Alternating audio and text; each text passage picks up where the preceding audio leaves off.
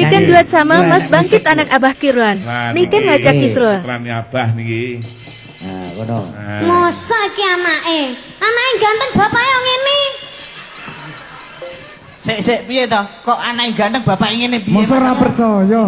Ya ora maksudnya ya padha. Lho dedeke lho padha dhuwure padha ge Bake. Aku umur sakmene ngrentengi ngono lho. Saiki kakan tak kum terus bedodok iki. Kono lho nyedak kono lho. Nggih. Niki Iki para mantane Mbak Bella kuwi to. Lambene. Ha to Mas. Mantane Mbak Bella piye to? Bonita heeh. Wis ngerti dhewe to. Ngerti dhewe ngono nek wong ndelok kok malah ruwet.